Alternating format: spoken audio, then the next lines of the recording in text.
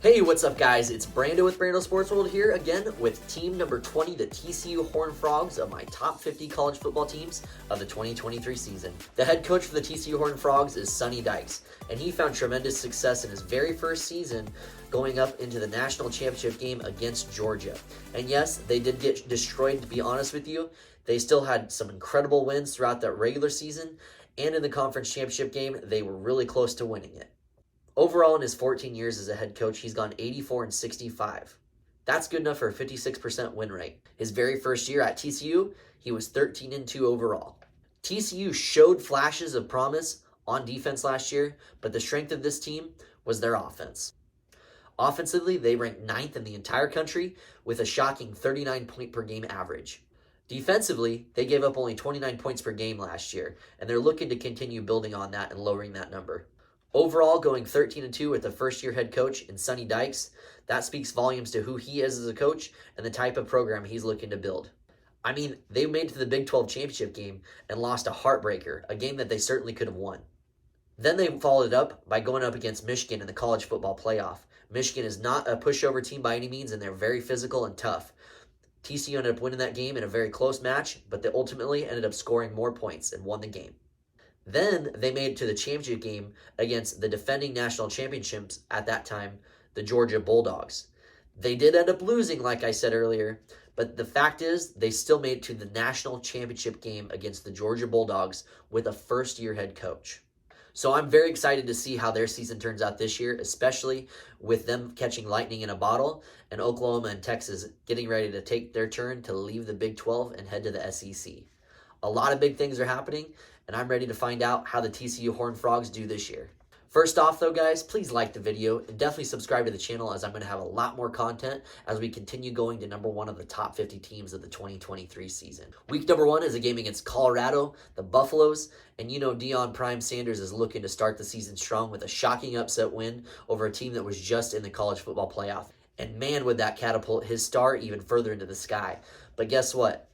Deion Sanders is going to be completely overrated, and they're going to struggle tremendously, especially open up against a team like you guys, and they lose that one 31-17, and you guys get your first win of the season. Nichols cannot keep up with a team like you. They don't have the offensive horses, and they definitely aren't strong enough on defense to withstand your scoring barrage that you're going to lay on them, and you guys win this one 42-10. Week number 3 is a game against Houston. Houston will bode well as a good matchup for you guys, especially with an early test. Dana Holgerson's looking to actually start winning more games over at Houston and hopefully get into the 9-10 win range, because Houston is going to put some pressure on him sooner or later. So with desperation comes opportunity for you guys to pounce on a wounded victim.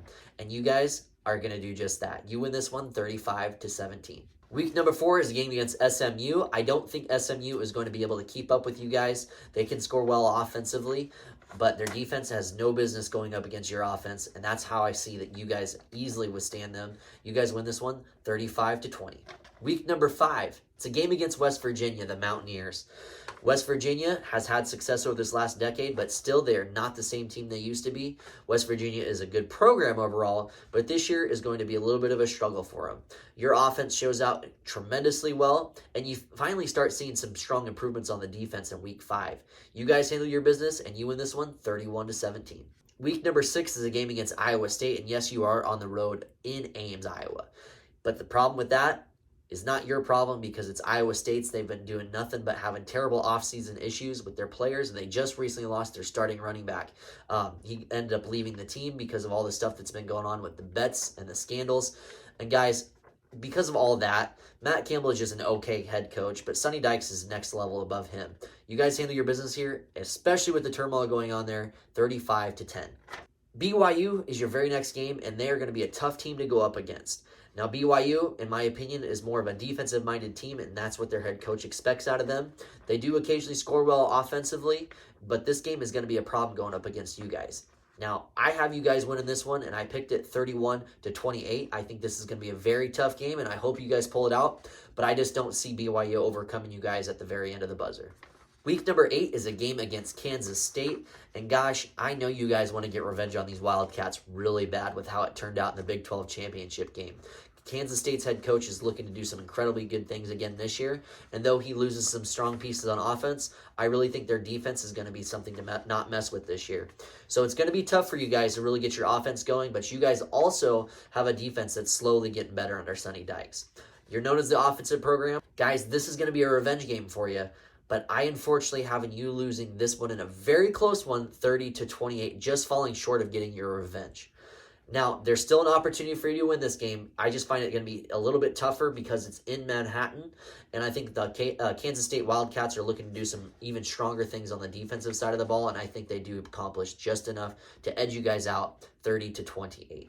Week number 9 is a game against Texas Tech, the Red Raiders. This is away at Texas Tech. This is going to be a fun game to watch, especially if you're an offensive fan. Everyone knows the Big 12 offenses are really strong. They're very dynamic. They have strong playmakers, and Texas Tech has a very good wide receiver this year and a very solid quarterback as well in Tyler Show. I think that's how you pronounce it, Show. Either way, good quarterback to wide receiver combo there. They lack a little bit on the defensive side of the ball, but they do have some promising young guys coming up.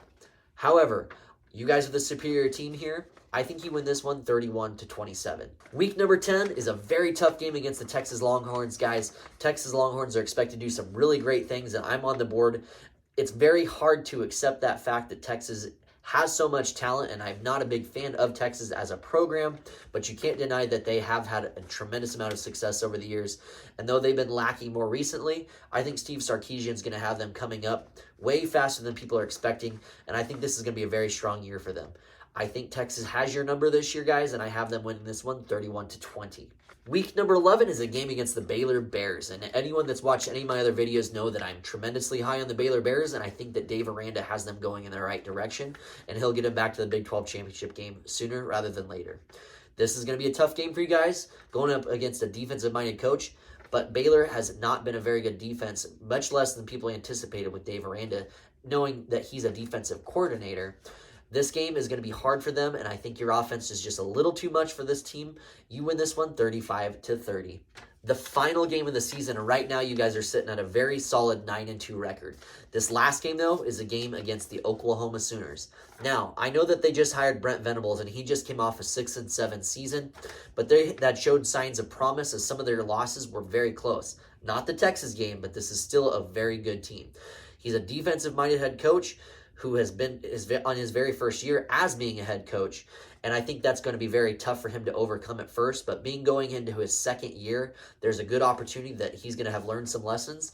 And I think that defense really starts to show up. And Oklahoma, they have the talent to get it done. Guys, I had a very tough time picking this, but I think Oklahoma is going to have a much better year than they had last year. And they're going to start getting that horse back on the track. I think they upset you guys, if you want to call it an upset. But I think you guys barely lose this one 30-28. A lot of these games are very close here. You lost 3 towards the end, but you still see the progress that Sonny Dykes is still keeping up with there with TCU. They had a lot of success with Gary Patterson, but I tell you what, I think Sonny Dykes is going to be a tremendous coach for you guys as long as he stays there, and I don't see why he's going to leave.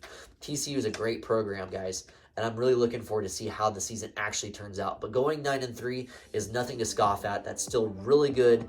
If you disagree with that, let me know in the comments section which ones I'm wrong with and which ones that Texas Christensen is going to win this year. Guys, thank you so much for tuning into my videos. I'm looking forward to seeing how the season turns out for the Horned Frogs. Please like this video and definitely subscribe to the channel as I have a lot of great content coming up for you guys.